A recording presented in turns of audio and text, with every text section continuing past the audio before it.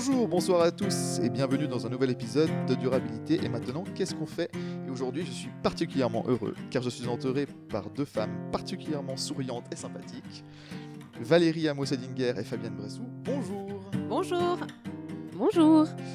Donc, épisode exceptionnel puisque je n'ai pas un invité, mais deux invités, puisqu'elles partagent ensemble le sujet qu'on va traiter aujourd'hui, c'est-à-dire le sujet des batailles. Petite question pour commencer. D'où vient ce nom, les batailles? J'aimerais bien savoir, parce que c'est le nom de votre entreprise. Et puis, qu'est-ce que vous faites? Quelle est l'activité principale de votre entreprise? Valérie, peut-être pour commencer. Alors, les batailles, c'est déjà un mot en patois qui veut dire quelqu'un qui parle beaucoup, mais pas d'une mauvaise manière. Enfin voilà, c'est pas quelqu'un qui radote. C'est vraiment quelqu'un qui parle. Et puis, on a créé les batailles. C'est plutôt bien pour cet épisode, alors. C'est plutôt bien. Donc, on a créé les batailles parce qu'on avait l'envie à l'époque de créer un blog et d'y parler de différentes choses, de parler de recettes pour le quotidien, de choses dans le respect déjà, des saisons, du cuisiner local, mais aussi de partager des randonnées. Enfin voilà, on avait envie de partager beaucoup de choses avec les gens et on a créé un blog. Et le nom approprié qu'on a trouvé, c'était les batailles. Voilà. Du coup, Fabienne, les batailles, donc ce blog, cette idée, ça s'est fait comment et ça date de quand? Alors, ça s'est lancé comment? C'est qu'en fait, on bataillait énormément toutes les deux. On est étonnés. C'est ça. Dans la cour d'école de nos enfants.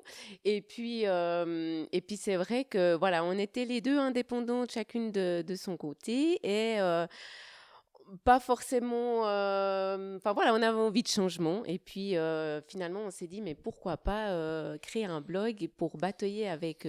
Voilà, pas juste nous deux, mais avec plus de personnes. Et c'est comme ça qu'on a démarré en fait. Si je peux me permettre, vous étiez indépendante, vous faisiez quoi avant de lancer les batailles d'un point de vue professionnel comme maintenant? Alors, moi, j'étais conseillère en images. Donc, c'est comme Christina Cordula. Je comprends pourquoi. Les lunettes, il y a un truc. Ah, il y a quelque chose, je vois. Alors, moi, c'était plus l'aspect développement personnel qui m'intéressait derrière cette activité, en fait. Et puis, Valérie, je vais lui laisser répondre. Oui, donc, Valérie, vous faisiez quoi? Alors moi, j'étais plutôt dans le graphisme. Donc, je créais des cartes très, très personnalisées pour des naissances et des mariages. Voilà. Ce qui donc se ressent, parce qu'après, on va parler justement de vos produits, de votre activité, ce qui va être le prochain sujet. Ça se sent, du coup. Je ne suis pas étonné.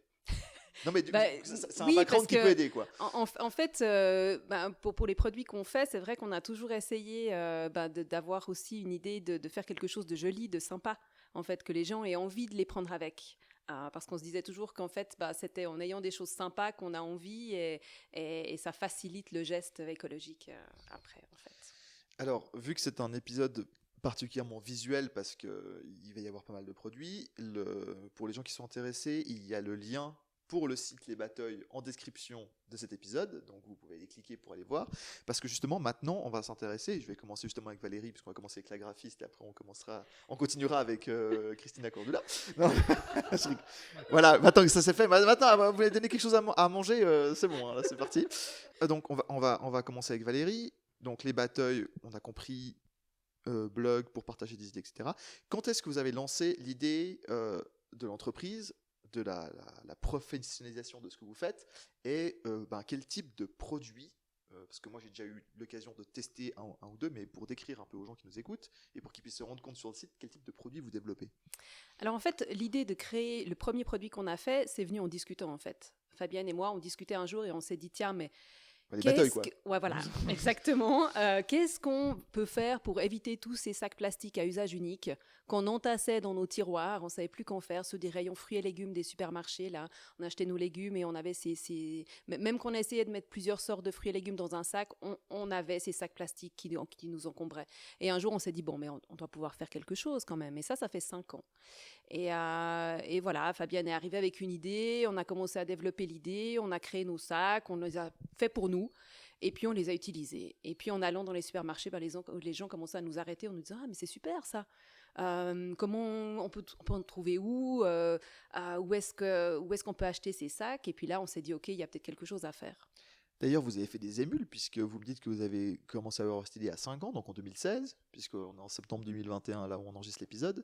En 2016, vous avez commencé à faire ça. Vous avez fait des émules, puisque moi, je vois que dans la plupart des grandes succursales de supermarchés, on va toutes les citer, hein, Migros, Coop, Manor et autres, aujourd'hui, ils proposent des produits, bon, en fait, de façon plus industrielle, mais comme les vôtres, c'est-à-dire des sacs réutilisables, ce qu'il n'y avait pas en 2016. Moi, j'étais plus jeune en 2016, finissais mes études, et j'avouais que justement, c'est quelque chose qui manquait dans les magasins, et aujourd'hui, on en trouve partout. Aujourd'hui, c'est presque la norme, quoi. Alors c'est presque la norme, mais c'est vrai que quand nous on les a faits, c'est parce qu'il n'y avait pas de solution en fait. Donc nous on cherchait une solution à ce problème-là, et c'est pour ça qu'on les a créés, parce il y avait rien, il n'existait rien. Si on enchaîne, Fabienne, donc cette idée, en discutant avec Valérie de ces problèmes-là, c'était quoi le processus de conception? Dans quel état d'esprit vous étiez à l'époque par rapport à ça? Et comment s'est fait la transition après entre cette première idée et les autres qui vont arriver après qu'on va décrire? Alors, c'est vrai que, comme disait Valérie, lors de cette discussion, on avait mis déjà une sorte de cahier des charges, des choses, voilà, à quoi devait plus ou moins ressembler le sac, ou enfin avoir un support pour les étiquettes de pesée, qui soit transparent pour faciliter le passage en caisse, ce genre de détails finalement. Et puis, finalement, on a créé un premier sac pour notre usage, enfin qu'on a cousu nous-mêmes. Et puis, comme elle l'expliquait, c'est vrai que les gens, quand on allait faire nos courses, nous ont vraiment arrêtés, étaient très curieux de savoir où on l'avait acheté, etc. Chacun partageait sa solution pour éviter ces sacs plastiques à usage unique. C'était vraiment des moments d'échange très, très sympas et intéressants. Du coup, on a d'abord essayé de les confectionner nous-mêmes. Mais là, on s'est rendu compte que c'était pas possible. Donc, c'est pour ça que notre premier sac, qui s'appelle le Bichet 2.0, parce que finalement, la version que nous, on a Ce d'abord nom créée... de Transformers extraordinaire! C'est ça. Le Bichet 2.0. Vos courses vont se débarrasser de tous les sacs plastiques. C'est un peu ça, c'est que Extraordinaire. le 1.0, finalement, c'était le nôtre, c'est celui qu'on cousait nous-mêmes. Et puis, voilà, dès le moment où on a vu qu'il y avait un grand intérêt, là, on s'est dit, non, mais il faut chercher des matériaux de qualité, trouver un atelier qui puisse nous le confectionner, parce que nous, on n'est pas couturière, donc c'est juste pas possible. Et du coup, l'idée du 2.0, voilà, est arrivée. Du coup, d'après ce premier produit, donc le sac réutilisable, Valérie, vous êtes ensuite passé à quoi? C'était quoi l'étape suivante, les idées que vous avez commencé à développer, justement aussi ce mode de production, en disant, on a bien remarqué que le sac c'est une bonne idée, mais vous n'arrivez pas à le coudre vous-même de manière voilà, au volume que vous vouliez. Du coup, comment ça s'est passé par la suite? On allait visiter des ateliers, on a décidé de travailler avec un atelier qui se trouve à Bulle, qui est un atelier de réinsertion socio-professionnelle. Et puis, c'est quelque chose qui rentrait complètement dans nos valeurs, parce qu'on voulait quelque chose, enfin voilà, travailler avec des gens du coin, on voulait travailler si possible avec du social si c'était possible, et du coup voilà, ça rentrait complètement dans nos valeurs. Et on a continué à décliner le produit avec un sac plus grand, avec un sac d'un autre format. Et puis voilà, on est resté au début assez sur ces deux produits-là. Et puis ensuite, on a essayé d'imaginer d'autres choses pour pouvoir amener les gens à réduire leurs déchets quotidiens. Et puis en fait, on essaye toujours de partir d'une problématique qu'on rencontre nous. Donc vous Voilà. vivez quelque chose dans votre quotidien et vous dites comment est-ce qu'avec Fabienne on peut trouver une solution Exactement. pour... Voilà. Ouais. Comme on était parti avec les sacs plastiques en disant bon, on en a marre de ces sacs plastiques, qu'est-ce qu'on peut faire pour changer ça? Eh bien, à un moment donné, on se dit bon tiens, on aimerait utiliser des savons solides, mais ces savons solides, c'est compliqué de trouver le bon support pour les conserver durablement, etc. Qu'est-ce qu'on pourrait faire? On essaye de faire des prototypes, on essaye de développer un produit qui pourra solutionner finalement nos problèmes et peut-être les problèmes d'un plus grand nombre en fait. Donc, si je couvre l'ensemble des idées que vous avez eues, je vais poser la question à Fabienne. Si on couvre l'ensemble des idées que vous avez eues jusqu'à aujourd'hui, donc septembre 2021, on parlera de l'avenir à la fin, mais jusqu'à présent, si vous pouvez décrire un peu l'ensemble des projets et idées que vous avez développés avec les Bateuils, rapidement, ça représente quoi? Alors, donc, on a parlé du Bichet, donc le sac pour faire ses courses au marché ou voilà, dans un centre commercial par exemple, mais Tout Il y a, à fait. il y a quoi de plus? Alors, c'est principalement des sacs, mais on a par exemple des sacs pour le vrac, parce Mhm. que ben voilà, au fur et à mesure, le vrac s'est Pour les noix, par développé. exemple? Pour les noix, pour le riz, mais Ouais. Les presque céréales? pour les céréales, pour pratiquement tout. Et aussi, ce qu'on aime bien préciser, c'est que tous nos sacs, finalement, peuvent être détournés de leur première utilisation. C'est vrai que nous, on les a imaginés, par exemple, pour le vrac, mais finalement, ça peut devenir des sacs à goûter. Ça peut, voilà, on a imaginé un sac pour aller acheter son pain, mais aussi pour le conserver, qui est le pâtier. Mais finalement, ça peut devenir un sac à sandwich quand on part en vadrouille, faire une randonnée, ou voilà.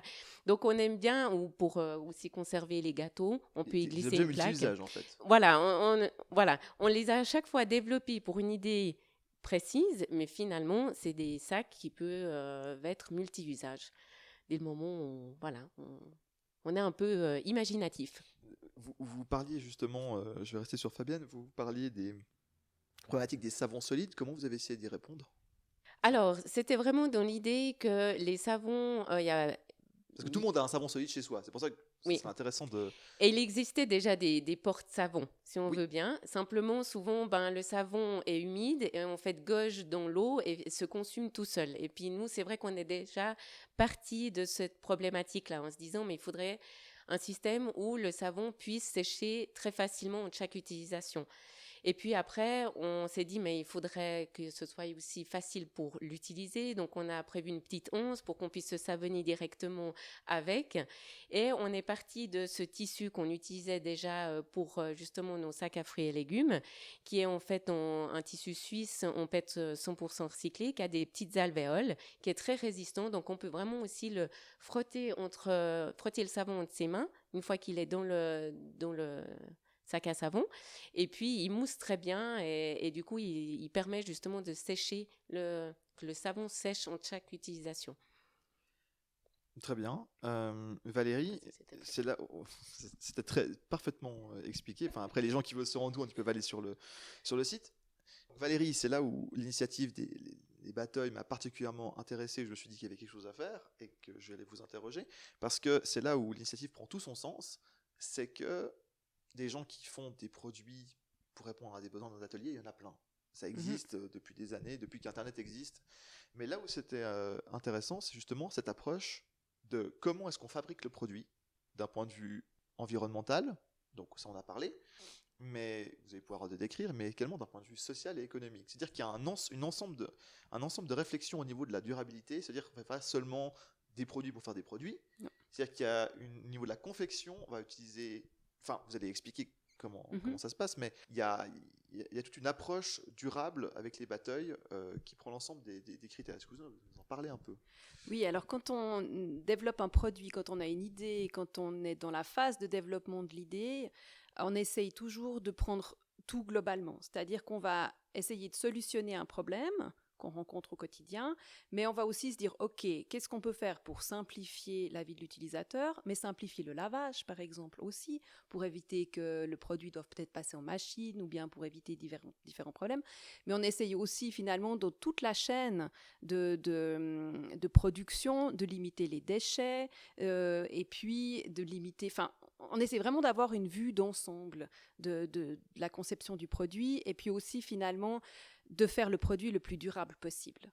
Ça, c'est vraiment quelque chose qui est hyper important pour nous. Et les premiers bichets qu'on a faits, ça fait 5 ans et les gens les utilisent encore. Donc ça, c'est super important. Donc Ça là, veut d'un dire point qu'on de vue va aller... de l'aspect environnemental, si je vous interromps 2 secondes, ça veut dire qu'au niveau de l'aspect environnemental, vous concevez vos produits d'un point de vue purement matériel, hein, là on parle, Ouais, pour qu'ils soient le plus résistants et qui durent dans le temps le plus longtemps déjà. exactement. Ouais. On utilise les matériaux les plus résistants qu'on peut avoir, mais aussi la manière dont ils sont confectionnés pour qu'ils soient le plus résistants possible. Ouais. Donc déjà, ça c'est un premier point. Et le deuxième point, c'est justement travailler avec des acteurs locaux. Oui, complètement. Ouais, ça c'est super important pour nous. Le plus local possible, et si possible dans le social, mais le plus local possible, ça oui. Donc vous êtes basé dans la... si je peux poser la question à Fabienne, vous êtes basé dans la région Châtel-Saint-Denis, Bulle, donc on va dire le sud du canton de Fribourg. C'est à peu près quoi votre rayon d'action et les partenaires avec lesquels vous travaillez pour qu'on se rende compte de l'aspect local de vos productions? Alors, principalement le canton de Fribourg. On a un atelier aussi sur le canton de Vaud. Et puis, par exemple, pour certaines étapes, on fait découper une partie du tissu pour la confection justement de notre sac à savon, parce que c'est très minutieux, c'est très petit. Et là, on travaille avec une entreprise qui est dans le canton de Berne. Voilà, on essaye d'être... c'est vraiment principalement le canton de Fribourg, canton de Vaud, et éventuellement pour des choses plus particulières, cette entreprise dans le canton de Berne. Oui, non, d'accord, donc il y a un réseau local. On va s'intéresser, ça va faire une transition avec la suite, ma prochaine question, mais on n'a pas précisé, c'est que quand on va sur votre site, il y a un slogan qui ressort beaucoup, c'est « À chaque problème, sa solution ». Et la question que j'avais, c'est vraiment, genre, est-ce que vraiment on peut, à chaque problème par exemple, on parle ici des déchets, est-ce que vraiment on peut trouver une solution, on va dire, simple, éthique, locale, écologique et tout le tremblement qui va avec, où il y a vraiment des choses où on dit, bah, ça, c'est pas possible. C'est un peu la question piège, parce que vous voyez un peu dans quelle optique on veut dire, parce que c'est facile de dire à des choses, oui, ben, il y a des problématiques qu'on peut régler facilement, parce qu'il faut juste un peu d'organisation, d'imagination, ça on l'a montré, mais c'est vrai que des fois, quand on est confronté à certaines choses du quotidien, il y a des choses qui sont compliquées à gérer et à trouver une solution qui soit viable. Oui, et puis après, jusqu'où on va trouver quelque chose qui soit vraiment durable et éthique? Ça, c'est aussi la question, parce qu'on peut trouver des alternatives qui sont déjà mieux que la majorité des choses qu'on peut trouver, mais qui va peut-être pas assez loin encore par rapport aux souhaits peut-être de certaines personnes d'un point de vue justement durable et éthique. Après, je pense que c'est propre à chacun de définir je sais pas, là aussi, difficile d'y répondre. Effectivement, il y a énormément de choses et de solutions, je pense, à l'heure actuelle. Je sais pas, est-ce que tu aimerais ajouter quelque chose? En fait, Moi, je pense qu'il y a des problèmes, des solutions à beaucoup de problèmes. Et je pense qu'une des choses qu'on doit faire, c'est peut-être se demander comment nos grands-parents faisaient. Et je pense que souvent, ça peut nous amener des solutions parce ils avaient une autre manière de voir les choses, ils avaient une autre manière de faire. Et je pense je pense aux bouteilles consignées, je pense à des choses où en fait, voilà, acheter ses légumes, c'était automatiquement du vrac à l'époque, il n'y avait pas de suremballage. Et je pense il y a des pas à faire en arrière et des pas, voilà. Et je pense en fait, les problèmes, on les a créés. Si on les a créés, c'est qu'avant, ils n'existaient pas et que, voilà, en y réfléchissant un peu, on doit pouvoir trouver les solutions ou simplement revenir en arrière. J'ai une question à la graphiste. Comment est-ce qu'on fait pour... Non, mais c'est vraiment par rapport à vos compétences. Comment est-ce qu'on fait pour rendre des solutions, on va dire, à l'ancienne, sexy en 2021? Ça, c'est une bonne question. Voilà, parce que quelque part, on dit, oui, d'un point de vue écologique, il y a beaucoup de choses on a des problèmes qu'on a créés depuis 50 ans. La génération, depuis l'arrivée des années 60, 70, de la consommation de masse, on est tout à fait d'accord avec ça. Les statistiques sont claires. Il y a eu un pic dans les années 90 et 2000 et maintenant ça redescend avec les efforts qui sont faits. Je parle de nos pays à nous. Maintenant, comment, surtout on me dit, mais en fait, ça c'est rétrograde, ça m'intéresse pas. Aujourd'hui, il y a telle ou telle technologie. Pourquoi est-ce qu'on devrait s'intéresser à des solutions, entre guillemets, low-tech, old school, à l'ancienne, comme nos grands-parents ou nos arrière-grands-parents avaient? En tant que graphiste, comment est-ce qu'on fait, en fait. C'est le défi, hein. C'est le défi d'arriver à convaincre les gens que finalement, faire les choses différemment, c'est les faire peut-être pour le mieux. Et que c'est justement de ne pas avoir peut-être le dernier téléphone ou le dernier outil qui fait qu'on sera plus heureux. Enfin, je pense que c'est quelque chose de global, en fait. C'est une vision d'ensemble qu'il faut avoir des choses. C'est pas juste... Ouais, je pense que c'est une remise en question générale. Alors, ce que j'aimerais dire, c'est que nous, en tant qu'entrepreneuses, justement, ça, c'est un défi. Si on parle de voilà, la graphiste, ça veut dire aussi, graphiste, c'est faire, par exemple, des étiquettes pour promouvoir nos produits.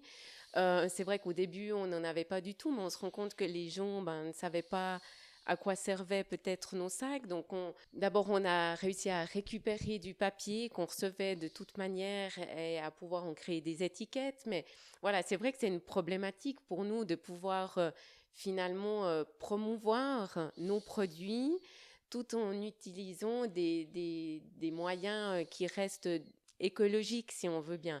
Alors bon, on a investi dans une imprimante écologique. Voilà, on essaye effectivement de récupérer... Cet oxymore extraordinaire. Non, mais voilà. Une imprimante écologique. Oui, on utilise moins de cartouches, en fait. Oui, non, mais je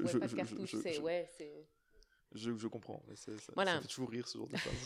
Mais oui, c'est très bien. Mais je comprends la problématique qu'il y a derrière. On prétend pas être parfaite. Non, mais ça, c'est aussi un point. Mais voilà, on récupère des cartons, on évite de les acheter. Voilà, on s'intéresse aux solutions, on essaie de construire quelque chose. On cherche la perfection, mais on ne l'atteint pas. Il n'y a pas de problème par rapport à ça. Ouais. Fabienne, vu que je vous tiens, vous avez l'air particulièrement motivée. Vous avez participé au prix suisse de l'éthique 2021. C'est quoi ce prix et comment ça se passe? C'est un prix qui... déjà, on nous a proposé d'y participer. On est vraiment venu nous chercher parce qu'on correspondait en fait aux critères, exactement. Et c'est vraiment l'idée de promouvoir. En fait, j'ai un doute maintenant sur.